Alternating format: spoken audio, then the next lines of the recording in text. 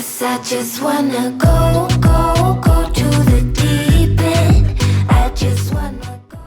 Technologies में आपका स्वागत है। आइए दोस्तों, एकदम एक्सक्लूसिव, जी हाँ, हमारे पास आ चुका है Redmi K70e सीधे चाइना से। इसका बड़ा वाला भाई Redmi K70 भी आ रहा है ऑन द वे, बगल में ही है। 2-3 दिन में कोशिश करके उसकी भी अनबॉक्सिंग आपको दे देंगे।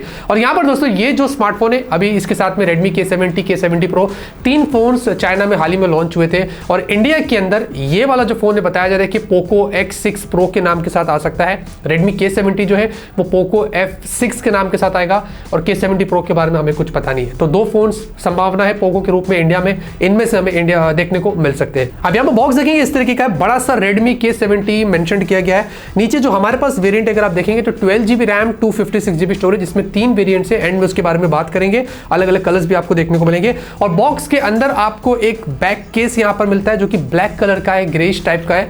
तो अच्छी क्वालिटी का उन्होंने एक बैक केस दिया है। सिम इजेक्टर पिन, आपको 90 वॉट का एडाप्टर देखने को मिलता है और टाइप सी केबल मिलता है। तो अच्छी बात है कि उन्होंने 90 वॉट के फास्ट चार्जिंग का आपको सपोर्ट दिया। डिजाइन और बिल्ड की बात करें तो पीछे आपको पॉलीकार्बोनेट बैक मिलता है, पॉलीकार्बोनेट फ्रेम्स आपको मिलते हैं। यहाँ पर ग्लास का कोई सीन नहीं है और हमारे पास व्हाइट कलर है तो उंगलियों के निशान आपको दिखेंगे नहीं, लेकिन पड़ जाते हैं, स्मजेस आते हैं। दूसरे कलर्स में तो शायद हो जाएगा ज़्यादा। ग्लॉसी है, चमकीला है और पीछे आपको ट्रिपल कैमरा सेटअप है, लेकिन चौथे में उन्होंने फ्लैश लाइट दे के ऐसा लगता है कि 4 आंखें आपको घूर रही है। और साथ ही साथ 8.05 mm की थिकनेस और 198 ग्राम्स का है। तो वेट थोड़ा क्वाइट हैवियर साइड पर है, लेकिन थिकनेस अच्छी है, पतला सा फोन है। बॉक्सी स्टाइल, राउंडेड एजेस, कुछ वैसा आपको फील आएगा। नीचे आपको सिम ट्रे, इसमें डुअल नैनो सिम, सिर्फ 2 ही सिम लगा सकते हैं। एक माइक होल नीचे, एक ऊपर, तो डुअल माइक मिलता है। टाइप सी पोर्ट है, एक स्पीकर नीचे, एक ऊपर, डुअल स्टेरियो स्पीकर्स और ऊपर आपको आईआर ब्लास्टर भी मिलता है। राइट में पावर बटन और उसके ऊपर वॉल्यूम अप एंड डाउन की की और अंडर डिस्प्ले फिंगरप्रिंट स्कैनर है। यानी कि आफ्टर अ लॉन्ग टाइम हमने Redmi के कोई फोन में अंडर डिस्प्ले फिंगरप्रिंट स्कैनर देखा, जो मुझे बहुत अच्छा लगा। और ये काफी फास्ट है, रिस्पॉन्सिव है, इसका हैप्टिक्स अच्छा है। आपको अलग से उन्होंने एक्स एक्सिस लीनियर मोटर दिया है, तो वॉल्यूम बटन्स में भी अगर ऊपर नीचे करेंगे तो आपको वो हैप्टिक टिक टिक टिक टिक टिक टिक टिक टिक ऐसा फील आएगा। तो हैप्टिक्स वगैरह भी अच्छा है, लेकिन बाकी IP रेटिंग्स की कोई बात नहीं की गई है। डिस्प्ले की बात करते हैं तो आपको वही same Xiaomi typical size display मिलती है, 6.67 इंच। पता नहीं कितने सालों तक यही सेम साइज की डिस्प्ले आपको Xiaomi देगा, हो सकता है उनका लकी नंबर हो, I don't know why.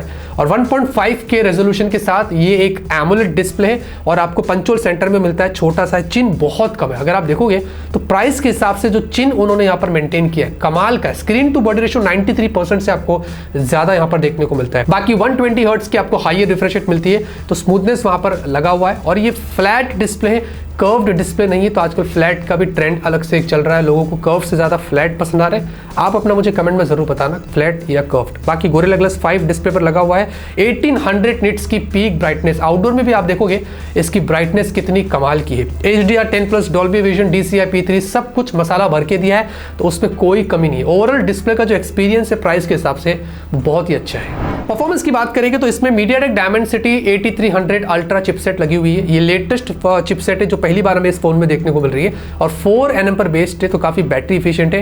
AnTuTu score कमाल के थे, 1 मिलियन से भी ज्यादा था।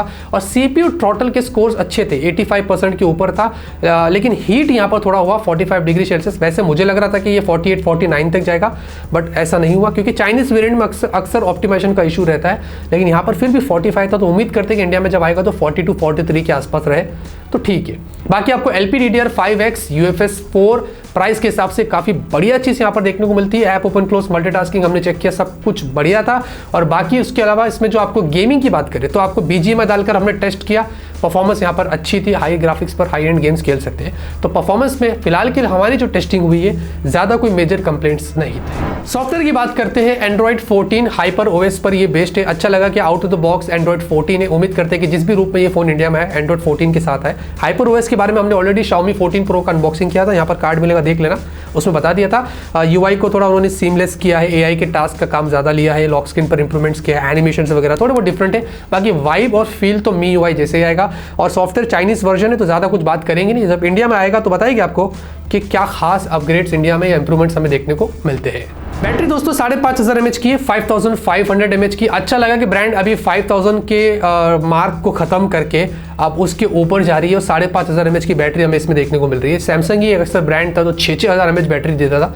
अच्छा लगा कि रेडमी ने कुछ वैसे किया। 5500 mAh की बैटरी है और 90 वॉट का आपको अडेप्टर बॉक्स में मिलता है। हमने तो फुल चार्ज करके टेस्ट किया नहीं 0 to 100%, लेकिन ऐसा बताया जाता है कि ये 35 मिनट्स के आसपास आपके फ़ोन को फुल चार्ज कर देगा 0 to 100%। हम अगर फ्यूचर में रहेगा तो आपको इसका रिव्यू करके दिखाएगा। अब ये जो चाइनीज़ वेरिएंट आते ही निकल जाता है, क्योंकि जहाँ से मंगाते हैं उसको वापस भेजना भी पड़ता है। तो जैसे Xiaomi 14 Pro हमने भेजा, ये भी वैसे ही निकल लेगा। कोशिश करेंगे अगर आपको कुछ एक्स्ट्रा वीडियोस इस पर देखना है तो बैटरी से रिलेटेड बना देंगे। नेटवर्क कनेक्टिविटी की बात करें तो 5G इसमें चलता है, Wi-Fi 6 से ब्लूटूथ वर्जन 5.4 और NFC भी आपको मिलता है। जी हाँ, NFC का भी सपोर्ट है, लेकिन अब जब इंडिया में आएगा तो NFC वो लोग देंगे नहीं देंगे इसके बारे में कुछ शो नहीं, लेकिन हाँ ये सारे नेटवर्क और कनेक्टिविटी के जो फीचर्स दिया गया है वो सब लेटेस्ट है और अच्छे हैं। कैमरे की बात करते हैं, 64 मेगापिक्सल प्राइमरी सेंसर है जिसमें ओमनी विजन सेंसर है। अब ओमनी विजन वाले भी काम कर लेते हैं अच्छा, लेकिन सोनी और सैमसंग के मुकाबले अभी उनको थोड़ा टाइम लगेगा, लेकिन फिर भी हो जाता है काम। बाकी OIS आपको यहाँ पर देखने को मिलता है, 8 मेगापिक्सल अल्ट्रावाइड और 2 मेगापिक्सल का मैक्रो। मुझे लगा था कि ब्रांड अभी इसको खत्म कर देगी, लेकिन अभी भी 2024 शुरू हो रहा है और ये इंडिया में 2024 में ही आएगा, मतलब किसी भी नाम से, और 2 मेगापिक्सल हमें देखने को मिलेगा ही मिलेगा। तो ये पता नहीं कब खत्म होगा। बाकी 4K वीडियो 30 FPS पे शूट कर सकते हैं। फुल HD आपको 960 FPS पे मिलता है, जो क्वालिटी आप देख सकते हैं काफ़ी कमाल की है। और 720p में आपको 1920 FPS मिलता है। सारे बैरियर्स इसने तोड़ दिया, हमने उसमें तो ट्राई नहीं किया, लेकिन बहुत ज़्यादा आपको सुपर स्लो मोशन का सपोर्ट यहाँ पर देखने को मिलता है। बाकी 16 मेगापिक्सल सेल्फी है, फुल HD 60 FPS आपको सेल्फी में मिलता है, मतलब कोई 4K का सपोर्ट अभी भी आपको देखने को नहीं मिल रहा है। बाकी फोटोज़ देखेंगे तो अच्छी क्वालिटी के आपको फोटोज़ मिलते हैं। रियर में आपको डायनामिक रेंज वगैरह सब कुछ बढ़िया देखने को मिल रहा है। पोर्ट्रेट शॉट्स अच्छे हैं। चाइनीज स्किन टोन है तो अभी मैं आपको ज़्यादा जज नहीं करूँगा। इंडिया के लिए इंडिया स्किन टोन अलग होती है, उसका ऑप्टिमाइजेशन अलग होता है। और सेल्फी देखेंगे तो सेल्फी भी यहाँ पर आपको अच्छी देखने को मिलती है। बाकी वीडियो देखेंगे रियर सेल्फी तो ये भी क्वालिटी आपको मैं एक साथ ही दिखा रहा हूँ, तो दोनों आपको अच्छी देखने को मिलती है, इसमें भी कोई प्रॉब्लम नहीं है। तो जब इंडिया में आएगा तो कैमरे को लेकर और भी डिटेल में बात करेंगे। फाइनली दोस्तों बात करते हैं इसके प्राइस की, तो 3 वेरिएंट्स में आपको मिलता है और ये बहुत अच्छा किया उन्होंने। शुरुआत ही 12 GB रैम और 256 GB स्टोरेज से किया, जहां पर आपको इसकी जो प्राइस है वो 1999 यॉन, ये चाइनीज है, मैं इंडिया में कन्वर्ट करके बताऊं तो 23,500 23,500 के आसपास हो जाता है। और इस प्राइस पर बहुत ही एग्रेसिव प्राइस है। फोन के फीचर्स काफी कमाल के हैं, कुछ कमियां भी हैं लेकिन अच्छाइयां भी काफी है, उस पर भी हमें गौर करना चाहिए। बाकी इंडिया में देखते हैं कि किस प्राइस पर हमें ये देखने को मिलता है। बस डर लग रहा है कि इसमें आगे चल के कोई इश्यूज ना हो अगर इंडिया में पोको के रूप में आता है, क्योंकि पोको में बड़े इश्यूज होते हैं भाई, तो वो चीज़ हमें खाली यहाँ पर नोटिस करनी है। बाकी तो ओवरऑल दोस्तों ऐसी लेटेस्ट अनबॉक्सिंग्स आपको चाहिए तो चैनल को सब्सक्राइब करिए, लाइक करिए, सपोर्ट करिए। तब तक के लिए ऑलवेज कीप स्माइलिंग।